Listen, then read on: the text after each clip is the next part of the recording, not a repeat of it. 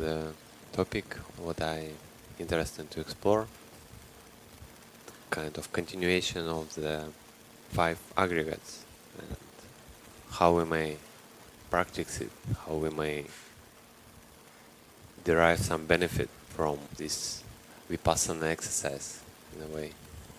And the best, maybe the most direct practical instruction what we can find in Satipatthana Sutta. We have a section about 5 khandhas, 5 aggregates, what's subject to clinging. And we discuss it a bit, and just to remind you that we speak about that 5 things what self cling to be as my or me. So where I cling as a self, where I identify with things, where I think it's my, and it's about body, feelings, perception, sankhara, volitional formations, and consciousness. So just for now it's a small overview in a way.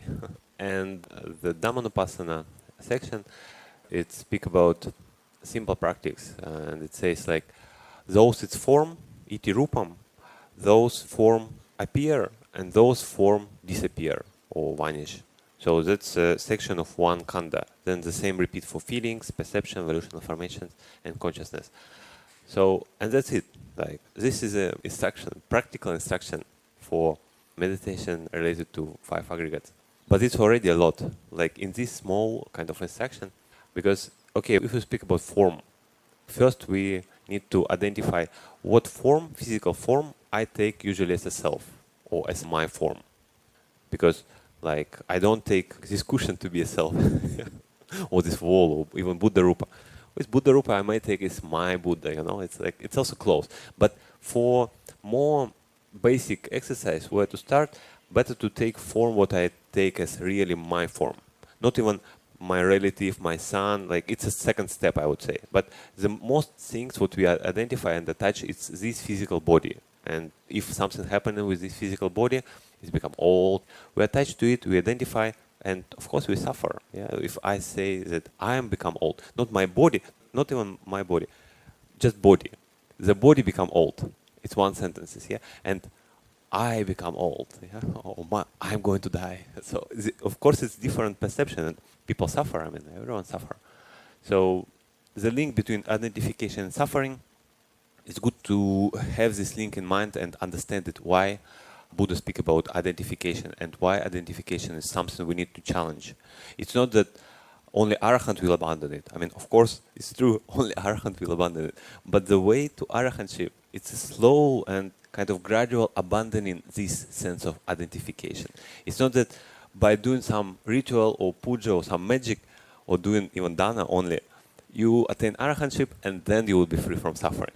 You need to do like the practice to understand what quality Arahant have and try to develop these qualities.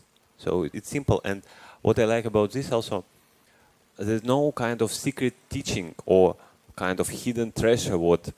I mean, of course Buddha's teaching is treasure, but it's not hidden. It's hidden only from understanding. Sometimes we read this and we kind of, it doesn't make sense. But then with the practice, it's a little bit more makes sense, and then more and more. So that's kind of quality of treasure that it's hidden, because yeah, it's on the surface, but it's not easy to comprehend at the beginning. But there's nothing what, in some traditions they have this like, okay, this is kind of deep stuff, and we don't even kind of speak about this. We don't even kind of open at the beginning. Yeah, I mean, the sense of gradual training is definitely there. It makes sense to have like from simple things go to more mature, but in Buddhist teaching everything is open, everything is kind of available for investigation. Okay, so it was about form, yeah? This instruction sense says those its form. So we need to understand what form I take as a self. Just first maybe reflect, okay, like what I take as my body, yeah, as my form. And the answer would come, yeah, this body, this physical appearance. And then how I know this is body. Yeah, okay, this body I take as a self. And even if sometime we don't take it as a self, yeah, because in some, like, there are times when you feel, okay, this body, and there's no much pain there, no much pleasure, neutral feelings usually not much affected us, and you not much identify with this, yeah, like, or there's no mirror, you cannot see your reflection, and you just, okay, this body, yeah, I don't feel strong attachment to it right now. But we speak about, in general, kind of tendency to be attached, just to reflect maybe, okay, right now I'm not much attached, but usually how I attach and why I kind of identify with these things. And once I identify what is this body, what I need to observe, I kind of continue to observe it, because instructions say like, just observe this is body. And the body we may observe through sensations, it's a more direct way, yeah? Or also we can observe bodies through kind of visual experience. Like I look at the body, yeah? Like, or I look at the reflection and I see it's my form. So also I can feel the body through sense of the posture. You know, sometimes they say that you may know your posture not only by sensations, but by some kind of sense of, sense of body, but it's not the touching sensation in a way. So whatever way it may be, just know how I know that this is a body, how I like feel the body, how I experience the body. And just continue knowing this, continue kind of have this experience of the body.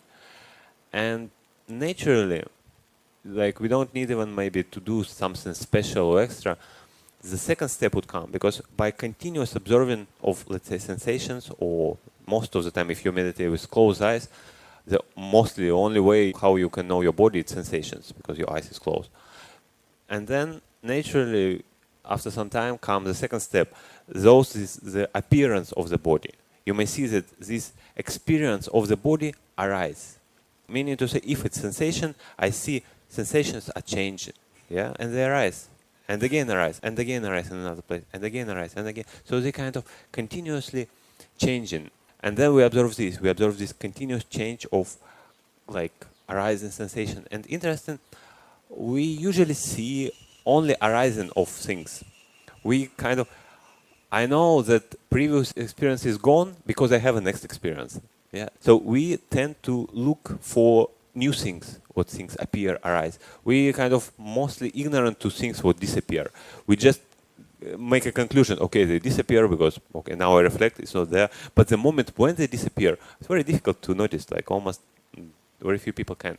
That's why the next step and the last step stays the disappearance of the form.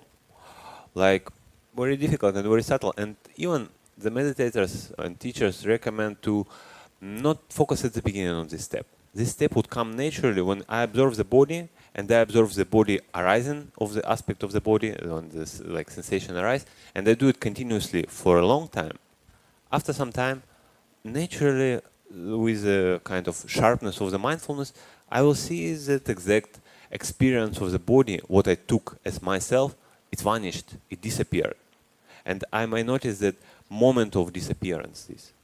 And this actually very insightful things. This is things, why is this meditation so valuable? And in another sutta what we discussed some time ago, they say that this is the only way how to eradicate your mind from asava, from effluence, from defilements. So in other words, to gain enlightenment. This is the only way to see appearance and disappearance of 5 aggregates subject to clinging. And here again, important things. I took that body as myself, and now I see it disappear. So if something what I take as a self disappear, I mean, how it can be the self? Yeah? How it can, because self usually, or my, it's something what's stable and permanent, and it's not that now I'm exist, and next moment I'm not exist, and then I'm again exist. What is this kind of existence? Yeah, the idea of self have some quality of continuity and everlasting things. These things are, especially the idea of soul. Yeah, like how soul can be impermanent. Yeah, the soul, like it's always there and always joyful and so on. So to challenge this experience, we need to see the kind of vanishing or disappearance of this experience. And some people report it as very kind of frightful experience. That before you had the ground, you sit comfortably on the chair with a cushion even. So like really good comfortable experience. I'm kind of happy. And then this all gone, like just under me, the floor just crack, like, and in suttas they say, like, and on the spot he kind of go to hell. So something like this. The experience of solidness just gone. Of course, immediately you would feel like it's frightened, it's like unsafe. So that may happen because we tend to be in comfort with this identity. Because that things what I always know the body, I always know some feelings or perception or whatever. Maybe I was not always like distinguish them. Okay, this consciousness, this perception, these feelings. Distinguishing is come maybe with Buddhist teaching. You have to understand the difference. But in general experience of mind and body, I mean, it's always there. And identification with this body is mine, this mind is mine, this idea is mine. This was always. And if you see that these things, what you identify, disappear, of course it can be frightened for the beginning, yeah, and especially without kind of groundedness or theoretical understanding or basics. But that kind of experience of fright, I would call it very close to samvega, they call it in Pali, so sense of urgency.